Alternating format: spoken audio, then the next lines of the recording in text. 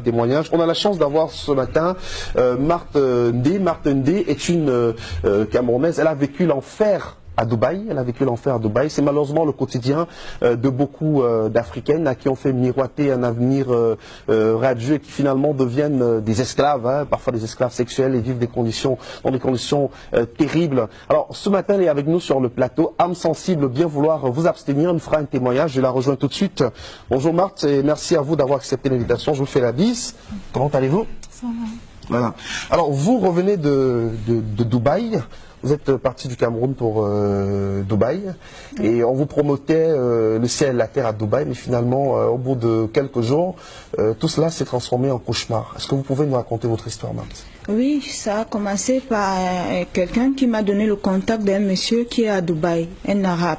Et c'est de là où tout a commencé. J'ai fait mes papiers et j'ai payé tout ce que il fallait pour voyager. Étant arrivé de là, le monsieur est venu me prendre et voilà où mon enfer commence. Le premier jour, il me fait comprendre d'appeler toute ma famille et convaincre ma famille que je suis bien arrivée. Je l'ai fait. Mais le lendemain, c'était une autre chose. Alors, vous êtes allé à Dubaï faire quoi concrètement? Est-ce que vous avez une formation ici au Cameroun? Qu'est-ce qui vous a motivé, vous, à partir à Dubaï? Oui, c'est que je n'avais pas de travail. Et j'ai un niveau bac anglophone et j'ai fait l'hôtellerie. Et après ça, tellement je cherchais de travail, rien. Quand j'ai eu cette occasion, je me suis lancée et je partais là travailler comme secrétaire personnel au monsieur de l'arabe. Bon, arrivé là, étant là-bas, j'ai commencé à travailler pour lui, mais je me suis rendu compte que quand j'ouvrais ses mails, il était en train de dire aux filles de venir travailler pour lui. Mais ce n'était pas ce qu'on faisait. Ce qu'on faisait, c'était qu'il vendait des filles dans des maisons, comme prostituées, comme des esclaves. Surtout moi, j'avais que 2 heures de repos. Toute la journée, je dois travailler, je dois faire tout ce qu'il me demande et abuser de moi sexuellement. Et tout ça, il n'y a pas de repos. Et il y a aussi on te bat, on te fouette avec la ceinture. Et il y a d'autres filles que je ne voyais pas où ils partaient. Parce que quand je joue cette rôle, de les convaincre d'arriver, j'étais obligée de les faire. Et dès que cette fille arrive, on m'enferme dans une chambre. Et après, je ne sais pas où on amène toute cette fille-là. Et c'est comme ça que la vie n'était pas facile. Tout ce que je voulais, c'était juste de rentrer dans mon pays. Mais comme on était tous en sécurité, on ne parlait pas. Tout ce qu'on te demandait de faire, ce n'est que ce que tu devais faire. Et si tu ne le fais pas, on te tape, on peut même te couper la main, on te bat. C'était donc tout ce que je vivais en ce moment. Mais je n'avais pas moyen de sortir de là. Est-ce qu'il a récupéré votre passeport quand vous êtes arrivé à Dubaï? Quand vous êtes arrivé, il vous a bien accueilli, on a récupéré le passeport? Oui, dès l'aéroport, il a pris mon passeport. C'est la première chose quand il vous salue. Et c'est de là qu'il m'amène à la maison. Et quand il m'a amené à la maison, le premier jour, ils m'ont présenté une chambre pour que je dorme. Mais le lendemain, ce n'était plus ça. Je dormais plutôt à côté de son lit parce que lui-même, il était malade. Il avait une toux à laquelle il toussait et il fallait un plastique à laquelle, à chaque fois, je dois changer ce plastique. Je dois lui faire son thé et je me couche à côté de son lit. La nuit, s'il a toussé, je prends ce plastique, j'arrête et il crache et je porte, je le verse.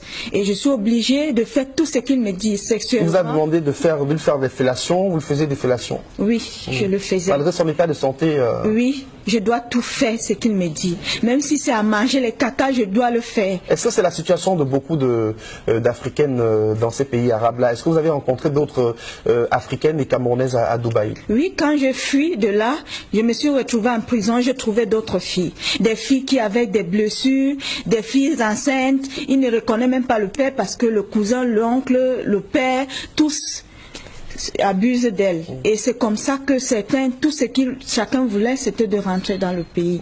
Et toutes ces filles étaient tous blessées. On priait juste qu'on puisse rentrer dans notre pays. Et comme nos passeports étaient à nos patrons, il n'y avait pas moyen. Et surtout comme il n'y a pas l'ambassade. Il faut chercher quelqu'un qui peut aller signer votre passe pour que vous puissiez rentrer dans votre pays. C'est comme ça donc que j'ai trouvé d'autres personnes. Et j'ai vécu vraiment des scènes à laquelle je voyais cette fille camerounaise, des filles africaines qui arrivaient. Et je me disais souvent que certains même su qu'on les tuait. Parce que je vivais vraiment certaines scènes. J'étais là présent, je voyais tout, mais je n'avais pas le droit de parler. Tout ce qui fallait faire, c'est juste jouer cette rôle. Ou non, moi aussi, je dois mourir. Donc dans cette société arabe-là, il n'y avait aucune considération pour vous, les Africaines, vous étiez totalement maltraitées, exploitées sexuellement. On parle même d'autres filles aussi qui sont obligées de se livrer à la prostitution aussi. Oui, oui, oui. Là, c'est même normal. Ce qui est même plus, c'est celle à laquelle on vous oblige à faire des sexes dans des choses que vous ne connaissez même pas. Sexuellement, vous Ce qui a été votre cas. Oui. Vous avez passé le temps à faire une fellation à votre maître qui lui était pas en santé du tout. Oui. Et vous travaillez, vous avez que 2 ou 3 heures de repos, on vient vous réveiller et vous ne vous couchez pas bien sur un lit, c'est juste au sol. Et quand il est l'heure, on vient vous botte de vous réveiller. Est-ce que vous n'avez pas imaginé que c'était peut-être un piège qu'on vous tendait, parce qu'il y a quand même de la sensibilisation autour de ces voyages vers les pays arabes. Vous êtes parti, ça fait quelques temps, vous avez passé finalement 3 mois à Dubaï, mais on sait qu'il y a quand même une forte sensibilisation, on attire l'attention des jeunes sur les dangers justement qui les guettent quand ils arrivent dans ces pays-là. Alors, qu'est-ce qui vous a convaincu à partir en vous disant que c'était vraiment un bon emploi qu'on vous proposait? Moi, je causais chaque jour avec cette mission. On a pu causer pendant 1 mois et demi, étant ici. Là, je ne vous mens pas, monsieur, c'est des choses à laquelle j'appelle l'attention de toutes mes soeurs et tous mes frères, d'être vigilants. Tout ce qu'on nous dit n'est pas vrai. Beaucoup de choses qu'on vous dit, la personne cause avec vous, parce que moi-même, je causais avec certaines des filles. Si elle est anglophone, je la convainc. Si elle est francophone, je la convainc pour qu'elle vienne. Donc, beaucoup de cette personne, l'image qu'on vous montre n'est pas ce que vous croyez. Mais c'est quand vous êtes sur le terrain que vous vous rendrez compte que ça, ce n'est pas vraiment ce qu'on vous montre. Ils font des belles photos, ils font des belles choses et tout. Moi, j'appelle l'attention de toutes les jeunes filles d'être très vigilants. Moi, je préfère que si vous avez l'opportunité de fréquenter, rester au pays, je préfère que vous restez. Moi, surtout, j'ai tout perdu. Tout perdu, c'est que j'ai investi. Je suis au pays, je n'ai pas de travail. Depuis, j'ai déposé des demandes partout, rien du tout. Je suis là. Et c'est Dieu seul qui sait comment je vis. Mais comment vous avez fait pour revenir finalement, pour vous enfuir de l'enfer de Dubaï et revenir au Cameroun? C'est par la grâce de Dieu que j'ai pu fuir, me retrouver dans une rue. Et un monsieur qui passait m'a pris et on m'a dirigé vers l'immigration. C'est là où je me suis retrouvée en prison. La prison était 1000 fois mieux que l'esclavage qu'on vivait de là. Et avec toutes d'autres filles, pas simplement l'africaine, il y a les Philippiennes, il y a d'autres pays africains, les Éthiopiens qui vivent cet enfer. En prison, on ne vous autorise pas de fumer parce que si j'avais cette opportunité de fumer, je suis sûre qu'une de nos sœurs n'acceptera pas aller dans ce pays. Mais il nous privilège de tout. On vous fouille jusqu'à vos sexes si vous n'avez pas de caméra. C'est comme ça qu'on vit là-bas. Je demande à toutes les gens de bonne volonté s'ils peuvent m'aider, même à avoir juste un travail. Vous avez quel profil? Vous avez un baccalauréat? Oui, un bac NDC Advanced Level. Advanced Level. Et j'ai aussi fait une formation en hôtellerie. Et je remercie le président de m'avoir amené ici et de me donner ce courage d'être là.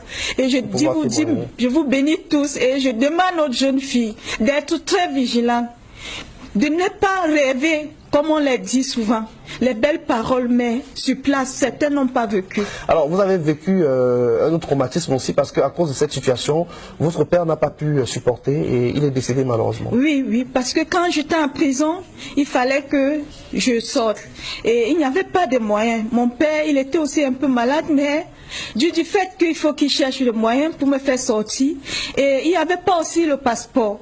Il fallait beaucoup de prières parce que le Camerounais, je suis sûre que beaucoup de Camerounaises qui sont là-bas, qui sont enfermées, qui n'ont pas de passeport, ne reviennent plus. On vous envoie au Central Jail, c'est comme ça que vous vous retrouvez et vous vivez toutes vos années là.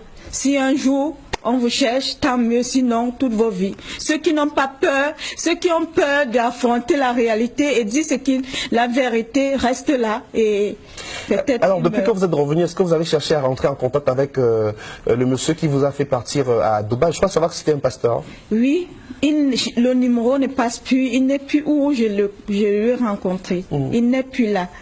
Dans tous ces contacts, dont je l'appelle, le numéro ne passe plus, je n'ai aucune nouvelle. Et le monsieur de Dubaï qui vous a maltraité, exploité sexuellement, l'arabe, vous avez cherché à rentrer en contact avec lui? Il a coupé les lignes.